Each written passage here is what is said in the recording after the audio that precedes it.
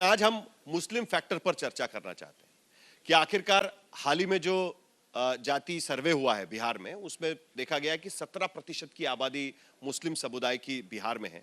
लेकिन रिप्रेजेंटेशन के मामले में या बाकी मुद्दों को लेकर मुस्लिम समुदाय को क्या मिलता है, कौन सी राजनीतिक पार्टी क्या देती है, उस पर हम चर्चा करेंगे। और इस चर्चा में हमारे साथ तमाम मेहमान जुड़ रहे हैं। हमारे साथ में सैयद जफर इस्लाम भारतीय जनता पार्टी की तरफ से अपनी भूमिका रखेंगे।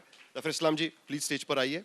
खालिद अनवर एमएलसी है जनता दल यूनाइटेड के, उनसे भी हम कुछ सवाल पूछेंगे। मैं रिक्वेस्ट करता हूं कि आप भी स्टेज पर आएं। उसके साथ मोहम्मद अली अशरफ फातमी वरिष्ठ नेता है आरजेडी के।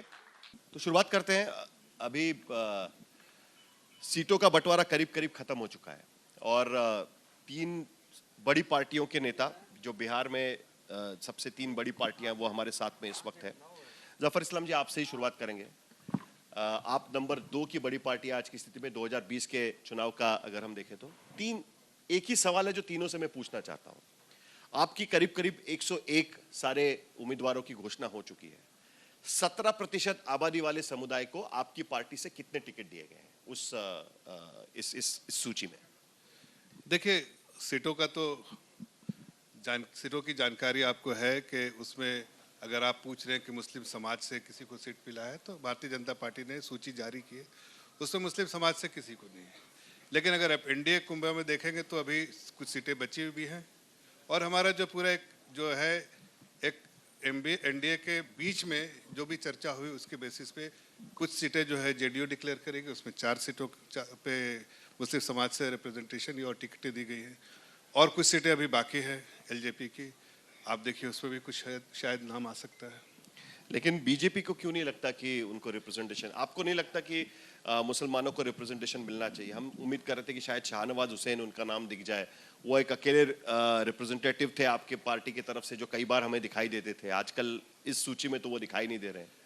नहीं, शाहनवाज भाई का नाम तो नहीं है, मैं जानता हूँ इस बात को, लेकिन मुझे लगता है कि इस प्लेटफॉर्म से मैं एक बात तो ज़रूर कहूँगा कि कोई भी पॉलिटिकल पार्टी चाहती है कि वो इलेक्शन जीतने के लिए, और जब ये सामने दिखता हो, और मैं एक मुस्लिम समाज से हूँ और भारतीय जनता पार्टी में, और मैं नज़दीक से बहुत सारी चीज़ें देख पाता हूँ। कोई भी पार्टी जो है किसी एक समुदाय या किसी के खिलाफ नहीं होती है, वो सबको टिकट देना चाहती है जो जीत के आ सकता हो। जब एक्सपीरियंस हो, जब एक्सपेरिमेंट किया जाता हो और उस वक्त लगे कि पूरा समाज ही उसके खिलाफ वोट देता हो, तो शायद कोई भी टिकट बांटने वाला ये सोचता है कि जब पूरा समाज एक अलग से, अगर मुस्लिम समाज के दावे जिनको टिकट मिला है, जो दावेदार हैं और टिकट दिया गया है और उसके बावजूद उनको उन्हीं के समाज से वोट ना मिलता हो, तो कहीं ना कहीं मजबूरी होती है, नहीं भी चाहते हुए कभी कभी टिकट ऐसे लोगों को दे दी जाती है जो सभी समाज का वोट ले सके। और इसलिए ऐसा होता है कि कभी कभी मुस्लिम समाज जिसको आप रिप्रेजेंट कर रहे हैं, यानी क्या ये नौबत आ गई आज की स्थिति में खालिद अनवर जी की बिहार में अगर मुस्लिम समुदाय का उम्मीदवार होगा तो बाकी समाज के लोग उन्हें वोट नहीं देंगे और मुस्लिम समुदाय को के लोगों को उसी कॉन्स्टिट्यूंसी से खड़ा होना पड़ेगा जहां पर उनका रिप्रेजेंटेशन 40-50% से ऊपर हो और वहां पर मुस्लिम बनाम मुस्लिम ही फाइट हो सके? क्या ये नौबत आ पड़ी है आज की स्थिति में बिहार में? देखिए, बिहार में और हमारी पार्टी या हमारा गठबंधन जनता दल यूनाइटेड और उसके नेता नीतीश कुमार हैं और एनडीए का नेतृत्व भी नीतीश कुमार कर रहे हैं। आपको ये जान करके हैरत होगी कि नीतीश कुमार जी ने 2009 में एक ऐसी सीट पर, बेगूसराय की सीट पर मुनाजिर हसन साहब को टिकट दिया लोकसभा का और वो सीट जीत करके आए, जहां मुसलमानों की आबादी सिर्फ 15% है। कौन से साल की बात कर रहे हैं? ये 2009 की बात कर रहा हूं। तो अब आज 2025 चल रहा है और 2025 आज के दिन भी जनता दल यूनाइटेड चूंकि एनडीए का नेतृत्व कर रहे, नीतीश कुमार नेतृत्व कर रहे हैं और हमारी पार्टी ने 4 टिकट मुसलमानों को दिया है। और पिछले साल 2020 में हम लोगों ने 11 टिकट दिया था मुसलमानों को, एक भी सीट जीत करके नहीं आए, लेकिन हमने फिर भी 4 टिकट दिया है। और ये उम्मीद करते हैं कि बिहार का मुसलमान जो तरक्की की बात करता है, जो विकास की बात करता है, जो नीतीश कुमार की रोशन ख्याली के साथ है और नीतीश कुमार के 20 साल के विकास को देखा है, वो नीतीश कुमार के साथ खड़ा होगा बहुत मजबूती। क्यों ऐसा होता है कि 11, आप देखिए यही बात हो गई ना अभी जो जफर इस्लाम जी कह रहे थे कि आप उम्मीदवार दो और उनको वोट नहीं देते हैं लोग, इसके लिए हम फिर उम्मीदवारी नहीं देते हैं। पिछली बार 11 लोगों को आपने उम्मीदवारी दी थी, इस बार 4 ही लोग दे रहे हैं। आपने कहा कि कोई भी जीत कर नहीं आया।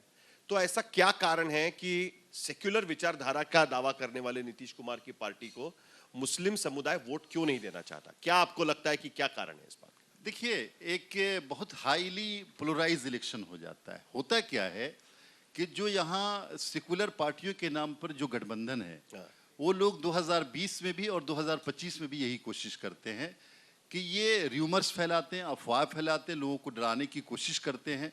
2020 में ये हुआ कि सीए एक बिल आया था और पूरे बिहार में तकरीबन 217 जगह पर उसके खिलाफ धरना हुआ और ये मुसलमानों को समझाने की कोशिश हुई कि सीए की वजह से मुसलमानों की नागरिकता खत्म हो जाएगी। और ये ऐसा घर घर में बैठाया गया कि सारा काम एक तरफ हो गया और मुसलमानों ने अपनी नागरिकता बचाने के लिए, यानी जो ट्रेंड रहा है शुरू से सेकुलर पार्टियों का, कांग्रेस पार्टी का, राष्ट्रीय जनता दल का, मुसलमानों को डरा करके वोट लो, कोई तरक्की की बात मत करने दो, कोई तालीम की बात नहीं होगी, कोई तिजारत की बात नहीं होगी, सिर्फ डराना है कि ये हो जाएगा, ये हो जाएगा। आज ये डराया जा रहा है, 2025 में ये डराया जा रहा है कि तुम्हारा कब्रिस्तान छिन जाएगा, तुम्हारी मस्जिद छिन जाएगी, तुम्हारी दरगाह छिन जाएगी, तुम्हारा मदरसा छिन जाएगा, वक्फ बिल आया।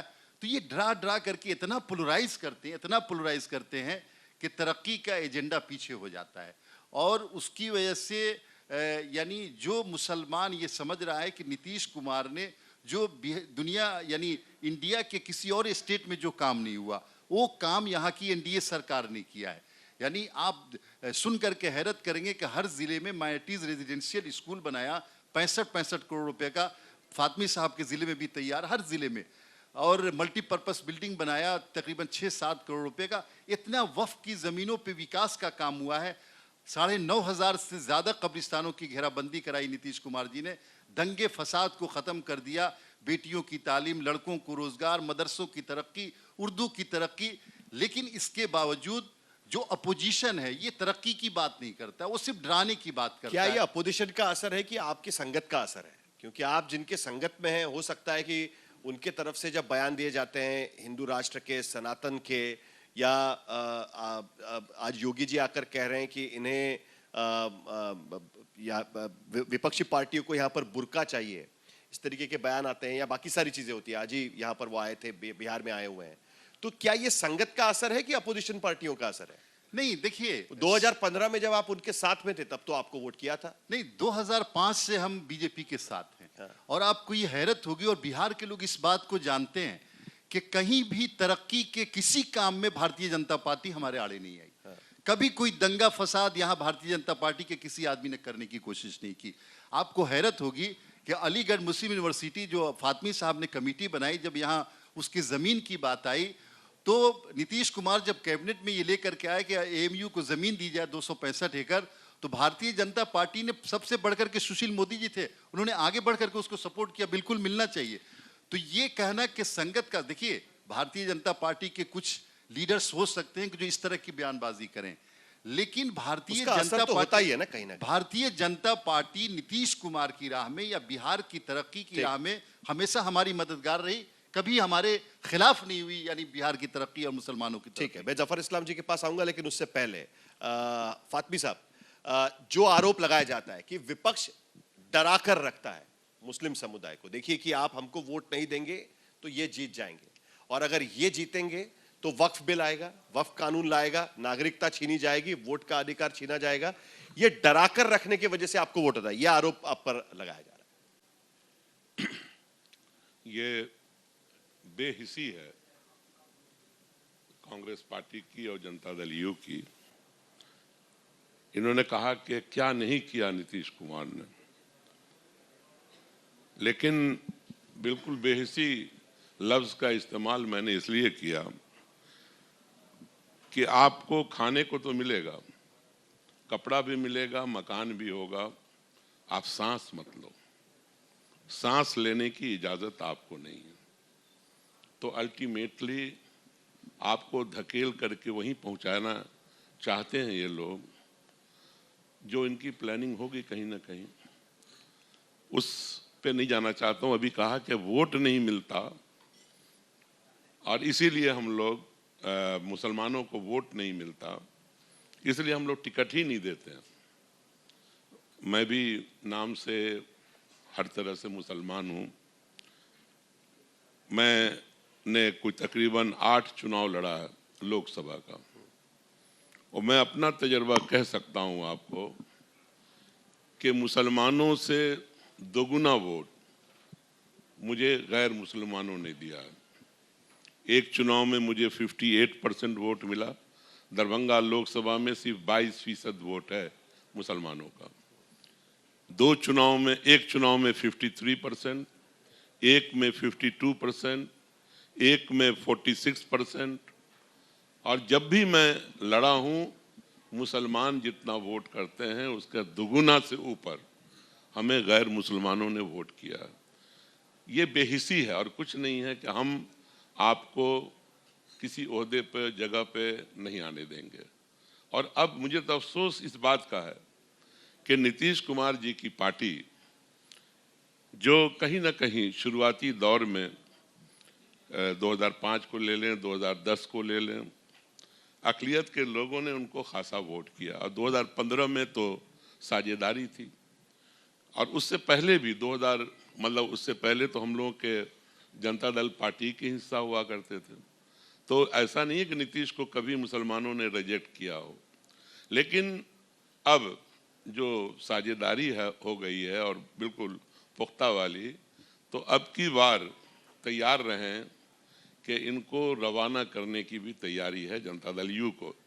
एक मिनट, आप इतना देर समय दिया मुझे भी बोलने दीजिए। सवाल आप ही से पूछना है। नहीं, मैं पूछ लीजिएगा, सवाल पूछ लीजिएगा। ये अपने पार्टनर को बहुत दिनों तक जिंदा नहीं रहने देते हैं, एक वक्त आता है कि उसको निगल जाते हैं। तो ये इलेक्शन जो है निगलने वाला है, तो ये अब इन्फ्लुएंस में होकर के टिकट नहीं दे रहे हैं, या इनको ये एहसास हो गया है कि हमने जिस तरह से, चाहे वक्फ एक्ट रहा हो, चाहे कोई भी मुद्दे दिल्ली के अंदर पार्लियामेंट में उठे हों, और इन्होंने आपकी पार्टी उसका ने कितने टिकट बीजेपी दिए? का खुल के, पहले 2 तरह की पॉलिसी होती थी यू की। कुछ मामलों में वो अपना रिजर्वेशन रखते थे, वो रिजर्वेशन खत्म हो गया। ठीक है, लेकिन अब जो बीजेपी कहेगी इनको वही करना है। इसका जवाब तो मुझे एक मिनट अनवर जी से लेना है, लेकिन इसको मैं कंप्लीट कर दूं। आपकी पार्टी इसे ने मैं कितने- कंप्लीट कर दूं उसके बाद। तो एक तो आप बुनियादी चीज समझ लें कि अब बिल्कुल ही जैसे दूसरी जगहों पे इन्होंने किया है, तो इनको रवाना करना चाहते हैं। हम तो दुआगो रहेंगे कि नीतीश जी बचे रहें, उनकी पार्टी बची रहे, तो हम लोग तो चाहेंगे कि बचे रहे, लेकिन तैयारी है इनको रवाना करने की। और जहाँ तक सवाल पैदा होता है कि भारतीय जनता पार्टी से हम लोग कोई उम्मीद रखें कि वो अल्पसंख्यक के लिए कोई अच्छा प्रोग्राम ला सकते हैं या कुछ कर सकते हैं देश के अंदर। अब इन्होंने कहा कि काम होते हैं, तो काम तो जो भी सरकार बनती है हिंदुस्तान ही नहीं, दुनिया के किसी कोने में, ठीक है, वो सबों के लिए काम करती है। लेकिन फातमी जी अभी भी आपने मेरे सवाल का जवाब नहीं जी, दिया। बताइए। आपकी पार्टी की तरफ से कितने टिकट दिए गए हैं? आप समुदाय की बात कर रहे हैं, आप कह रहे हैं कि आप रिप्रेजेंटेशन देंगे, आपको सारे लोग वोट देते हैं, सारे समुदाय के लोग वोट देते हैं। आपकी पार्टी ने कितने लोगों को कितने लोगों को टिकट दिया? अभी कितने मुस्लिम समुदाय को? अभी टिकट का फर्स्ट फेज हमारे यहाँ टिकट बटा है, और सेकंड फेज अभी चल ही रहा है, इसलिए नंबर मैं अभी बता नहीं पाऊंगा, लेकिन जितना मुझे मालूम है कि इन लोगों से 8 टाइम 9 टाइम जरूर होगा। नहीं, लेकिन जितना इन्होंने दिया उसका 8 टाइम। 8 टाइम मतलब 9 सीटें देंगे आप? या 8 टाइम ज्यादा? तो 0 है इनका, आप 9 सीटें देंगे? नहीं, दोनों को मिला करके, तीनों को मिला के मैं कह रहा हूँ। नहीं, आप पूरे महागठबंधन की बात कर रहे हैं या सिर्फ पूरे महागठबंधन ही के लिए मैं बैठा हूं आपकी यहाँ। पार्टी की पूछ रहा हूँ सिर्फ। बहुत होगा, बहुत अच्छा खासा होगा। क्योंकि मैं आपको ये सवाल इसलिए मैंने नहीं, पूछा, बहुत अच्छा खासा होगा। अभी तक मैं आपको सवाल क्यों पूछा है वो मैं आपको बताता हूँ। देखिए, आपकी पिछली दफा 21-22 मिला था, ठीक है, इस दफा उससे ज्यादा ही होगा। लेकिन आज की स्थिति में भी अगर हम देखें तो आपके पार्टी के रिप्रेजेंटेशन में भी और जो चुने हुए लोग हैं उनमें भी जितनी आबादी मुस्लिम समुदाय की बिहार में, उतना रिप्रेजेंटेशन बिहार के विधानसभा के भीतर नहीं है। इसके लिए तो आप भी जिम्मेदार है कहीं ना कहीं, क्योंकि आप अगर उनके नुमाइंदे हैं तो आपको इसके लिए ये लोग जिम्मेदार हैं जो समझाते हैं कि मुसलमान को वोट मत देना। जो इनका कैंपेन का हिस्सा होता है कोई मुसलमान उम्मीदवार हो गया तो इससे बच के रहना। कौन कौन करता है ये या ये? अब भैया सब मिलकर ना करते हैं, कोई अकेले तो करते नहीं है। चलिए जफर इस्लाम जी आप। देखिए, वही जो अभी कह रहे थे अनवर साहब, फातमी साहब ने उसको दोहरा दिया, डराने का काम। तो डराने का ही ये करते भाई चले जाओगे, ये हो जाएगा, वो हो जाएगा, अभी जो भी डरा रहे थे ये भगाने का टाइम है। तो ये इनकी कोशिश यही रहती है कि मुस्लिम समाज को भी गुमराह करते रहे। लेकिन मैं इस प्लेटफॉर्म से एक दो बातें कहना चाहता हूँ, चूँकि मैं मुस्लिम कम्युनिटी से हूँ और उसी कम्युनिटी में मुझे ज़िंदा रहना है, बराबर उनके साथ ही उठना बैठना है। तो अपने भाइयों बहनों को एक मैसेज देना चाहता हूँ कि देखिए, किसी भी पॉलिटिकल पार्टी का एक मकसद होता है, चाहे कोई हो, आरजेडी हो, जेडीयू हो, कोई समाज कभी या ओवैसी साहब की पार्टी हो, कि किसी तरह भी जीतना है। जीतने के लिए पॉलिटिकल पार्टी अपने इलेक्शन में उतरती है। कोई ये कहता है कि नहीं मैं मुस्लिम समाज को खुश करने के लिए उठता है, तो वो झूठ बोलता है, वो जीतने के लिए करता है। लेकिन जिस तरह का वोट का पैटर्न रहता है उस तरह से देता है। जैसे आप देखिए, जब भी समाजवादी को वोट नहीं मिलने लगा यूपी में मुस्लिम्स का, बहुत पिछले दिनों में नहीं मिला तो उन्होंने टिकट काट दिए, जब मिला तो टिकट बढ़ा दिए। वही सिंपल फार्मूला हर पॉलिटिकल पार्टी का रहता है। मैं तो सिर्फ अपील करता हूँ कि मुस्लिम समाज को भी, बीजेपी को, मुस्लिम समाज हर पॉलिटिकल पार्टी को वोट देना चाहिए। वो कैप्टिव जब बन जाती है किसी के, एक पॉलिटिकल पार्टी के कैप्टिव के, अगर ये चाहे कुछ भी हम इन्हीं को वोट देंगे, उससे अपने पैर पे ही कुल्हाड़ी मारती है। मुस्लिम समाज का बेहतर उसी वक्त हो सकता है जब वो अपने पॉलिटिकल मफाद को, अपने ज़ाती मफाद को प्राथमिकता दे, ना कि किसी पॉलिटिकल पार्टी की कैप्टिव वोटर लिस्ट में हो जाए। फातमी जी आपसे जवाब चाहेंगे। और असदुद्दीन ओवैसी भी यही कहते हैं कि देखिए आप तो एजेंडा आ गया बीजेपी का। असदुद्दीन ओवैसी जिक्र कर दिया इन्होंने। हम लोग जानते हैं कि कौन पार्टी क्यों खड़ी होती है, ऐसा नहीं है। देखिए, इन्होंने कहा कि डरा करके वोट ले लेते हैं, तो ये प्यार से टिकट ही दे देते कम से कम। उसके बाद ना लोग सोचता है इनके बारे में। ये तो बिल्कुल ही गर्दन काट के कहते हैं जिंदा रहो। देखिए, सीधी सीधी बात है, हम लोग गरीब लोगों को, जितने जो समाज में दबे कुचले लोग हैं, हमारी पार्टी जो गरीब हैं, दबे हैं, कुचले हैं, अकलियत के लोग हैं, ऊंची जाति के गरीब लोग हैं, हम सबको साथ लेके चलते हैं। हमारा सामाजिक न्याय की जो धारणा है उसके साथ चलते हैं और सेकुलरिज्म के साथ चलते हैं। और ये लोग अपने सहूलत के हिसाब से चलते हैं। किसी तरह से सत्ता में आ जाओ, देश का कुछ हो जाए, राज्य का कुछ हो जाए, कम्युनिटीज का कुछ हो जाए, और एक से एक एजेंडा निकाल के लाते हैं। कभी लव जिहाद है, कभी मंदिर मस्जिद है, कभी आप देखते होंगे बकरीद और होली और दिवाली है। लेकिन फातमी जी, ये बात की भी तो सच्चाई है ना कि नीतीश कुमार के राज में दंगे फसाद तो नहीं हुए बिहार में। जिस तरीके से कम्युनल राइट्स की बात हो रही थी, बिहार में कम्युनल राइट्स का इतिहास नहीं है। देखिए, नीतीश कुमार की सत्ता में होते हुए वो भी तो नहीं हुआ। देखिए, एक बात मैं बता दे रहा हूँ कि ये सही है कि गलत है? कम्युनल राइट तो बहुत जगहों पर नहीं होते हैं, और वहां दमन हो अगर किसी कम्युनिटी का, इसलिए कि आप एक विशेष बिरादरी से ताल्लुक रखते हैं, धर्म से ताल्लुक रखते हैं, तो वो कहाँ तक गुंजाइश, उसके लिए गुंजाइश है मुल्क के अंदर। ठीक, देखिए, बुनियादी तौर पे जो opposition party, principal opposition party Rashtriya Janata दल है, उसका एजेंडा कभी विकास नहीं रहा। उसका एजेंडा शुरू से ये रहा कि मुसलमानों को, गरीबों का वोट लें और एक परिवार को फ़ायदा पहुंचाए। फातमी साहब नहीं बोल पा रहे हैं खुल करके। सच्चाई ये है कि राष्ट्रीय जनता दल ने हमेशा 50 से ज़्यादा अपनी बिरादरी के लोगों को टिकट दिया और मुसलमानों को टिकट उनको दिया जो उनको पैसे पहुंचाए गए।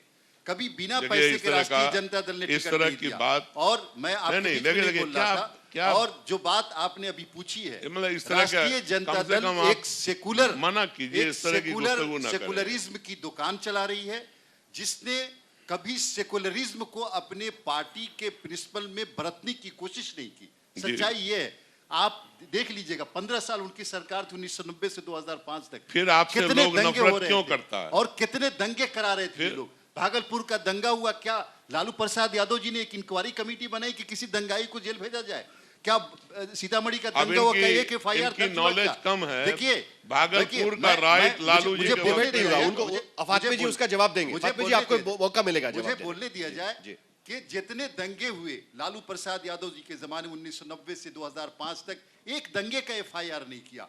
और आपको ये हैरत होगी कि कोई एक काम अगर राष्ट्रीय जनता दल को लोग ये बता दें कि मुसलमानों की तालीम के लिए, मुसलमानों की तिजारत फातमी के जी लिए, जवाब दीजिए, उर्दू चलिए। जबान के लिए कोई काम किया, और राष्ट्रीय जनता एक काम नहीं बता सकते। ठीक है, फातमी जी ये जवाब सिर्फ सुनिए। एक्सप्लॉइटेशन करके, इस्तेहसाल करके अच्छा मुसलमानों का एक वोट लेते मिनट हैं। सुन लीजिए।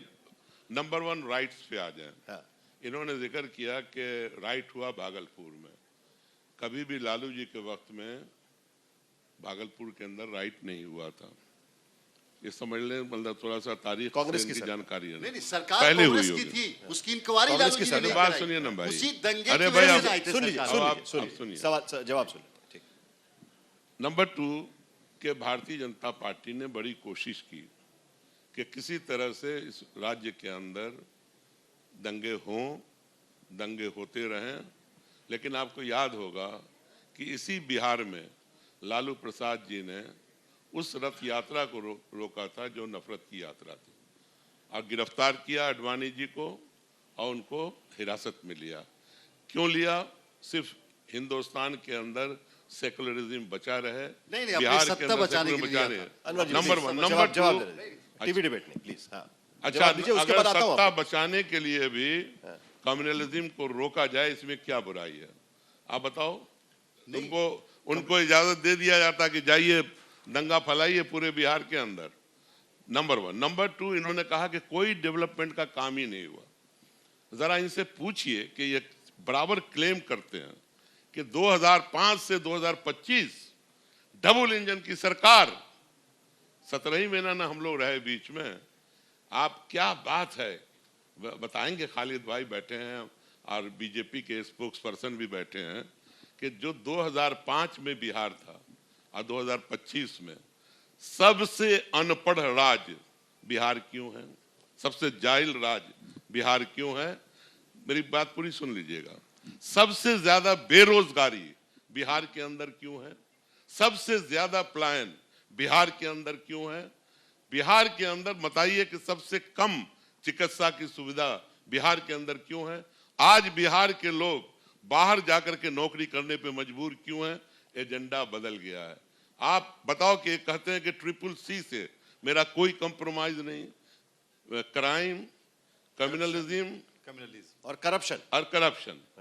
बताओ कितना करप्शन अब तो उजागर हो रहा है। आज जरा सरकार बदलने दो, जफर इस्लाम जी सब जवाब चीज दीजिए। निकल के आ जाएगी। एक बात जरा मुझे कंप्लीट कर लेने करिए दीजिए। करिए जल्दी। और जहां तक सवाल पैदा होता है कि क्राइम यहीं पारस हॉस्पिटल में घुस करके और दिन दिहाड़े जहां देखो गोली मारी जा रही है, लोगों को जिन मारे जा चीजों रहे का हैं। जिक्र नहीं, गोली अरे मारने- जी, मैं जरा ये जवाब दे देता हूं फातमी सर। जी। नहीं, गोली और मारने वाले- फातमी। करप्शन तो इस हद तक पहुंच गया है कि जनता, वो तस्वीरें तो पूरी जनता को सीसीटीवी की मालूम है। तस्वीरें तो सभी ने देखी थी, लेकिन उसके बावजूद जो मुद्दा फातमी जी यहाँ पर उठाने की भाई, कोशिश कर रहे within हैं five- कि सोशल इंडाइसिस की मेरी स्थिति बात पर- सुनिए ना। सुनिए एक मिनट फातमी होम जी। मिनिस्ट्री भारत सरकार ने ये कहा कि Bihar for the last 20 years 1 to 5th position में क्राइम में रहता ठीक है, फातमी जी जो बात कहने की कोशिश कर रहे हैं जफर इस्लाम जी की, वो ये कहने की कोशिश कर रहे हैं कि सोशल इंडाइसिस में आज की स्थिति में भी बिहार सबसे पिछड़ा नजर आता है। फिर वो नौकरी के मामले हो, पलायन का मुद्दा हो, स्वास्थ्य का मुद्दा हो या शिक्षा का मुद्दा हो। स्कूल ड्रॉप आउट रेट आज की स्थिति में भी बिहार में सबसे ज्यादा है, और ये सारी कम्युनिटी को छूता है, सिर्फ मुसलमानों को नहीं, सारी कम्युनिटी को छूता है। लेकिन उसके बावजूद इन मुद्दों पर बिहार की सरकार कामयाब नहीं रही है, इसीलिए वो चाहते हैं कि भाई उनको वोट देना चाहिए। देखिए, जिस हालात में बिहार को इन्होंने सौंपा था वो पूरे तौर से जंगल राज था। आप उस वक्त के आंकड़े उठा के देख लिए, चाहे कोई भी एजेंसी के आंकड़े हो और आज के आंकड़े से कंपेयर कर लीजिए। अब ये इन्होंने जो जंगल राज में इतने क्रिमिनल छोड़े थे, पिछले 20 साल में देखिए हमने कम से कम 1 लाख ऐसे क्रिमिनल जो हार्डकोर क्रिमिनल है, उनको या तो कुछ को सजाए मौत हुई है, या किसी को उम्र कैद हुई है, या किसी को और भी कोई भी जो पनिशमेंट जो है कोर्ट के द्वारा हुई है। ऐसे लोगों पर कार्रवाई किया हमने तभी नीतीश कुमार जी की अगुवाई में। सुशासन बाबू ऐसे नहीं कहे गए, जनता द्वारा कहे गए, क्योंकि उन्होंने जो एडमिनिस्ट्रेटिव वर्क जो किया यहाँ पर, उससे लोगों में एक आम लोगों में खुले हवा में सांस लेने की जो बात कर रहे थे वो इनके समय में नहीं हो रहा था, दम घुटता था, वो आम आदमी सांस लेने लगा। अब जरा देखिए इंफ्रास्ट्रक्चर जिस तरह से डेवलपमेंट हुआ है। आज जो फातमी साहब भी इसी प्रदेश से, मैं भी इसी प्रदेश अखंड बिहार से था, अब मैं झारखंड का हूँ, लेकिन जब मेरा जो गांव है हजारीबाग से पटना आने के लिए 8-8, 9-9 घंटे लगते थे, अब 4-4.5 घंटे में पहुंचते, इसलिए कि सड़कें अच्छी बनी, इंफ्रास्ट्रक्चर डेवलपमेंट हुआ। मेट्रो पटना में पटना जो है मेट्रो स्टेशन, मेट्रो आ रहा है। ऐसी बहुत सारे इनिशिएटिव हमने इंफ्रास्ट्रक्चर स्पेस पे लिए जिससे आम नागरिक की जिंदगी बेहतर हो सके। लेकिन जो सबसे बड़े मुद्दा है जो बताना चाहता हूँ, 2014 के बाद जो हमने एक आम नागरिक, चाहे वो मुस्लिम समाज के, खास के मुस्लिम समाज के लोगों के बारे में बात हो रही, इसलिए कह रहे हैं, जैसे जिनको मेन स्ट्रीम में लाने का हमने काम किया है। अगर जनधन योजना खोला तो क्या हम किसी एक समुदाय के लिए खोला? मुस्लिम समाज के लोग भी तो जुड़े बैंकिंग सेक्टर से। अगर हमने आयुष्मान भारत जैसी स्कीम लागू की तो उसका फायदा किसको हुआ? या प्रधानमंत्री आवास योजना के तहत अगर हमने घर दी, मैं खुद member of parliament Uttar Pradesh से रहा, मैंने जितने लोगों को, मुस्लिम समाज के लोगों को बांटा है जो घर की चाबियां, खुद अपने आप में बताता है। कितने आप आंकड़े उठा के देख लीजिए। मुरादाबाद एक शहर जहां मैं काम करता था, वहां पर 80% सॉरी 66% तक एक स्कीम का 66% मुस्लिम समाज को दिया गया। महिला रोजगार के तहत जो पैसे बांटे गए उसमें कितनी मुस्लिम महिलाओं को पैसे? देखिए, हम किसी का नाम देख के नहीं बांटते, जो सूची में नाम है चाहे वो किसी समुदाय से हो उसको बांटते हैं, चाहे मुस्लिम। आप अगर देखिए प्रधानमंत्री किसान सम्मान निधि में मुसलमान, बहुत सारे मुसलमान हैं जो फार्मर्स हैं। उसी तरह देखिए आप बहुत सारे, जब उज्ज्वला स्कीम में देखिए उसमें जरा आप नंबर ऑफ वुमेन देखिए मुस्लिम समाज से। तो ऐसे आयुष्मान भारत का देख लीजिए, यहाँ 3 करोड़ लोगों को आयुष्मान भारत का कार्ड बना, जरा आंकड़े उठा के देख लीजिए बिहार सरकार। ऐसा है, लेकिन चूंकि एक सेकंड बस मेरी बात खत्म कर लो, चूंकि इन्हें कभी समाज में सब मुस्लिम समाज को ये गुमराह करते हैं, उनको बुरी हालत में रख के एक अपने जागीरदार बन के उनके वोटों के रहते हैं। हम उसको तोड़ना चाहते हैं। हम वोटों की राजनीति नहीं, हम सेवा करते हैं। अगर हमें वोट भी नहीं मिला तब भी एक सेवक की तरह सेवा करते हैं। फातमी जी एक सेकंड, एक सेकंड फातमी जी, जिसका जिक्र अनवर जी कर रहे थे कि भारतीय जनता पार्टी के कुछ नेताओं के बयान ऐसे आते हैं जिसका असर भी उन पर पड़ता है। ये अभी उन्होंने कहा है। देखिए, उनको रोकने के लिए आप क्या करेंगे? ऐसा क्यों होता है कि चुनाव से पहले अचानक यहाँ पर कोई आके सनातन की बात करने लगता है, कैसे यहाँ पर क्या होना चाहिए उसकी बात करने लगता है, कई मुद्दों पर सवाल उठाना शुरू हो जाता है? मैं इसका जवाब देता हूँ। देखिए, हर पॉलिटिकल पार्टी के कुछ लोग ऐसे होते हैं जो थोड़ा डाइग्रेस होकर स्टेटमेंट देते हैं। ये जरूर है कि मीडिया जो है भारतीय जनता पार्टी के ऐसे कुछ जो बड़बोले नेता के बयानों को, जो हर पार्टी में ऐसे बड़बोले नेता होते हैं, सुर्खियों में सिर्फ भारतीय जनता पार्टी के आते हैं, मीडिया में ज्यादा ट्रैक्शन उनको चलता है। लेकिन आप देख लीजिए कितने ऐसे बयान मैं निकाल के दे दूंगा जो कि कांग्रेस पार्टी के नेताओं ने दिए हैं, लेकिन वो कहीं सुर्खियों में नहीं रहे, लेकिन भारतीय जनता पार्टी को चू भी करे तो उसका मीडिया में चल जाता है। उसके बाद एक सवाल मुझे आप तीनों से पूछना। ऐसा है कि इलेक्शन के वक्त में तो यही इनके पास मुद्दा है, हिंदू मुसलमान, मुसलमान हिंदू, इसके अलावा कोई मुद्दा नहीं है। आज आप 20 साल की बात कीजिए, आपको भी तो फायदा होता है बोल रहे हैं वो। 20 साल में आपने अनवर जी बिहार को भी फायदा है, मुझे बताइए 20 साल में आपने बिहार को क्या दिया? कह दूं क्या? बिहार को क्या दिया? आज आपने सड़क की बात की, सड़क में भी बिहार 18वें नंबर पर है। बिहार इलेक्ट्रिसिटी प्रोडक्शन में बिल्कुल निचले स्तर 21-22वें नंबर पर है। 2005 में कहां पर था? ये एक मिनट रुक जाइए ना आप। इंडस्ट्री में उस पे बात नहीं करें। देखिए, बात सुनिए इधर। आप जब 2005 की बात करेंगे और उससे पहले, तो आप ये भी देख लें कि ये कमाल जो है ना 2004 के बाद ही का है। ये आप याद करो, ये 2004 के बाद जो पैसे आए देश के अंदर, तो जो भी डेवलपमेंट है पूरे मुल्क में, वो मनमोहन सिंह जी का कमाल है, कांग्रेस का कमाल है, आपका कहीं कमाल नहीं है। 2004 के बाद ही, मैं आपको बताऊं एक आंकड़ा सुन लें आप, बिहार के अंदर जब मैंने एज HRD मिनिस्टर ज्वाइन किया था, उस वक्त 400 करोड़ रुपया आउटले था सर्व शिक्षा अभियान का, और जिस दिन मैंने मंत्रालय छोड़ा था 5 साल के बाद, तो 3600 करोड़ का आउटले था। और सुनिए, Ali Ashraf Fatmi as a minister 400 Kasturba Gandhi आवासीय विद्यालय बनाया, 16 केंद्रीय विद्यालय दिया। उस जमाने में सेंट्रल यूनिवर्सिटी का फाउंडेशन एक हुआ। छोटे से सवाल उस जमाने में अलीगढ़ मुस्लिम यूनिवर्सिटी, मौलाना आजाद यूनिवर्सिटी का कैंपस आया। जफर इस्लाम, आपसे एक एक सवाल मिनट सुनिए, सीबीएसई का फातिमी रीजनल साहब, सेंटर आया, फातिमी साहब। आईआईटी आया। तो ये बात ना करें, डेवलपमेंट का काम आपके समय में 23,000 करोड़ का बजट था, अभी 3.17 लाख करोड़ का बजट है। वो तो जो आप हजूर आले 400 की बात करें वहां बजट का अच्छा, आप एक बात रुक जाइए। हम जो शिक्षा सुनिए। में, चिकित्सा में, अरे हर सुनिए इधर, मेरी स्पेस बात में सुनिए। हम जिस तरह जितना मेरी- एलोकेशन, बजटरी प्रोविजन एलोकेशन अरे कर भाई, रहे हैं, वो 2005 आपने में- अपने अरे आप समय मेरी में- बात तो सुनो। एक नहीं, उससे पहले यूनियन बजट देख लो। एग्जैक्ट जब मुल्क आजाद हुआ तो यूनियन बजट क्या था?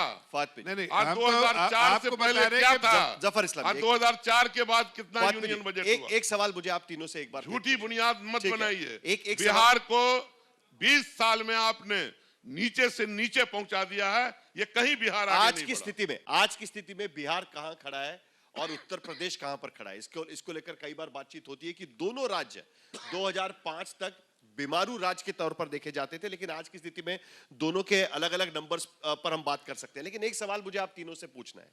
सवाल यह है कि आज की स्थिति में मुस्लिम समुदाय में भी ऐसे एजुकेटेड और जिन्हें नौकरी चाहिए, ऐसे मुस्लिम समुदाय के लोग हैं, जो प्रशांत किशोर जिनकी बात कर रहे हैं, 21 लोगों को उन्होंने टिकट दिया है अब तक, जो उनकी सूची हम देख रहे हैं उसमें। ओवैसी कह रहे हैं कि उनके बारे में कोई बात नहीं करना चाहता है, रिप्रेजेंटेशन के बारे में कोई बात नहीं करना चाहता है, एक पॉलिटिकल कमोडिटी के तौर पर उनका इस्तेमाल करने की कोशिश होती है। यह उनकी शिकायत बार बार दिखाई देती है।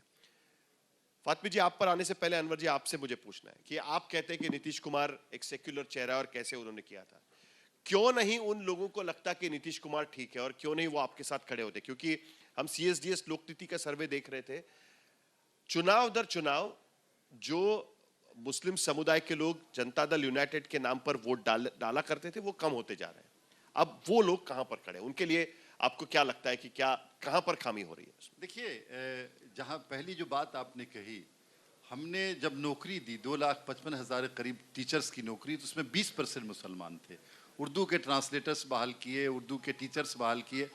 लेकिन ये जो बात आप बता रहे हैं कि सीएसडी की जो रिपोर्ट आ रही है, ये सही बात है कि जो मुसलमानों का वोट हमको मिलना चाहिए था 2024 में, लोकसभा के इलेक्शन में नहीं मिला। उसके लिए बुनियादी तौर पे जो पहले बात मैंने कही कि अपोजिशन पार्टियां इलेक्शन के वक्त इस तरह से पोलराइज करती हैं, इतना ज़्यादा खौफ का माहौल बनाती है कि आज के दिन भी लोगों को इतना डराया जा रहा है कि आपको दफन करने के लिए 2 गज ज़मीन अब खरीदनी पड़ेगी, अब कोई नहीं देगा। आप अगर वोट डालने नहीं आएंगे तो आपका नाम कट जाएगा। SIR में सारे मुसलमान का नाम कटने वाला है। तो ये जो एक खौफ का माहौल, ये आज़ादी के बाद से कोई नया नहीं है। मौलाना आज़ाद भी इसका शिकवा किया करते थे, मौलाना अबुल कलाम आज़ाद भी, और आज भी अली अशरफ फातमी साहब और उनकी पार्टियां जो है वो सिर्फ डरा करके कैसे मुसलमानों को पोलराइज कर दिया जाए, कंसोलिडेट किया जाए और उनका वोट लिया जाए, और ये करने में ये कामयाब हो जा रहे हैं। इस बार पसबंदा मुसलमानों की बात नहीं हो रही है जफर इस्लाम जी? पिछली बार तो पसबंदा मुसलमान काफी बातचीत हो रही थी, नहीं आज भी हो क्या रही इस है? बार उनकी जरूरत नहीं है? नहीं, ऐसा नहीं है। देखिए, जो तबका जो कमजोर है, चाहे किसी समाज का हो, उसका दामन थाम के, उसके हाथ थाम के उसको ऊपर लाने का काम भारतीय जनता पार्टी और एनडीए के पार्टनर्स करते हैं। मुस्लिम समाज में भी अगर आप देखिए, आज जो पसमानदा तबका जिसके बारे में बोलते हैं वो कमजोर तबका है, उसको मदद की जरूरत है। सरकार से उनके लिए बहुत सारे वेलफेयर स्कीम चलाने की जरूरत है, जो हम चला रहे हैं, और उसका फायदा डायरेक्ट उनको हो रहा है। वो समाज भी समझ रहा है कि उनको फायदा हो रहा है। हम वोट की राजनीति नहीं कर रहे, हम वोट के लिए नहीं कर रहे, लेकिन हाँ, एक नागरिक होने के नाते अगर उनको जरूरत है कि उनकी सरकार जो है, चुनी हुई सरकार, चाहे उन्होंने वोट दिया हो ना दिया हो, लेकिन हमारा फर्ज है सरकार में रहने का, उनको मजबूत बनाना, वो हम काम कर रहे हैं। ठीक है फातमी जी, आखिर में क्या आपको लगता है कि ये चुनौती है आपके सामने भी, जिस तरीके से जन स्वराज या AIMIM बात कर रही है, जिसका जिक्र मैंने उस पे किया, क्या ये आपके सामने चुनौती देखिए, के ऐसा है बनकर कि सामने उभरेंगे? हमारे लीडर ने कुछ फैसले किए हैं। उसमें 2,500 रुपया महिलाओं को देने की बात है, 1,500 वृद्धावस्था पेंशन देने की बात है, 500 रुपये में गैस सिलेंडर देने की बात है। ये सब तो है अपनी जगह पर, लेकिन हम लोग बुनियादी काम करना चाहते हैं बिहार के अंदर। यहाँ कारखाने भी यहीं लगेंगे, उसमें काम करने वाले लोग भी बिहार के होंगे और हम लोग गारंटी करेंगे कि प्लान बंद होगा बिहार से। किस चीज के 15 साल मुख्यमंत्री थे, यहाँ पे क्या हम लोग चारा भी खा गए, अलकतरा भी मेरा पी गए, सवाल अभी भी यही सब है। वही कर गए। आप लोग तो पूरा मुल्क खा गए। अरे भाई, आप लोग क्या अलकतरा बोलोगे? अलकतरा भी पी पूरे गए। मुल्क को बर्बाद कर सड़कें दिया आप डिबेट लोगों नहीं ने। होगा सर, सड़कें हम प्लीज। बनवा पूरे रहे हैं। कंट्री को बर्बाद कर सड़कें हम दिया। बनवा रहे हैं। चलिए, एक आप लोगों ने चारा- पूरे कंट्री को जानवर का बर्बाद चारा कर भी दिया। खा प्लीज गए। जफर इस्लाम जी, तो प्लीज। बेसिकली फातमी जी, आप प्लीज। जनता के Don't- लिए नहीं, don't आज talk आज like this. खुशगवार माहौल में लोग Don't talk साथ like दे रहे this. हैं। चलिए। लेकिन Don't talk वो- like this. वो आप नहीं कर पाते। बात जफर सुनिए इस्लाम इधर, जी, बात फातमी जी, सुनिए। मेरा सवाल अब अभी भी है। बात होगा क्या- बिहार के अंदर डेवलपमेंट का, और डेवलपमेंट ऐसा जिससे इंसान को फायदा हो। क्या हम ओवैसी एक चैलेंज भी है आपके लिए? नौजवान को हमारी सोच- बेरोजगार नहीं छोड़ेंगे। क्या ओवैसी हर चैलेंज है आपके लिए?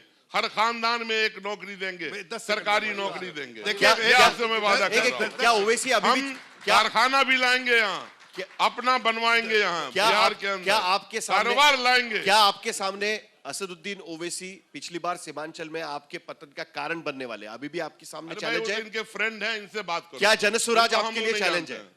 वो जो आपने बात किया जिनका हैदराबाद वाला आखिर था, में 10 वो सेकंड इनसे बात करिए। मेरा हम समय लोगों का खत्म हो कोई गया, ताल्लुक मैं तो बधाई देना चाहता हूं फातमी साहब को कि आज उन्होंने कम से कम विकास की बात करने लगे। उम्मीद अब यही तो है। चारा भी खा जाते थे, चलिए। अलकतरा भी पी जाते थे, और आपके अरे सांस आप लोग तो लेने के मुल्क का जो खून नहीं, पी गए। तो वो सब कर आप जाते थे। क्या आज बात कम से करोगे? कम विकास की बात कर आप रहे हैं। लोग- आपको आप धन्यवाद लोग तो देना डेली चाहता हूं। खून कम पीते से हो। कम हम मुद्दे देश पर, में मुल्क विकास का, कर रहे इसी हैं, मुद्दे पर। उसकी सोच आप तक आप पहुंची, लोग आप कम से कम डेली जनता का बेसिस फायदा पर- होगा। डेली बेसिस पे मुल्क का खून पीते ठीक हो। है, चलिए छोड़ो। इसी मुद्दे पर आज हम ये चर्चा रुकवाते हैं यहाँ पर। लेकिन एक बात तो साफ है कि आज की स्थिति में सभी धर्म के लोग हो या कोई भी जाति के लोग हो, बिहार में सबसे बड़ी जरूरत आज की स्थिति में अगर किसी की है तो रोजगार की है। और ये मुद्दा बार बार अलग अलग स्टडीज में उभर कर सामने आया हुआ है। तो उम्मीद इसी बात के साथ में हम इस चर्चा को खत्म करेंगे कि इस चुनाव के बाद कम से कम इन मुद्दों पर चर्चा भी बिहार की राजनीति में होना शुरू हो जाए। बहुत बहुत शुक्रिया आप सभी लोगों का, Thank you आप very much. आज तक के इस मंच पर आए और अपने अपनी थैंक भूमिका यू रखी। वेरी मच, बहुत बहुत थैंक यू वेरी मच।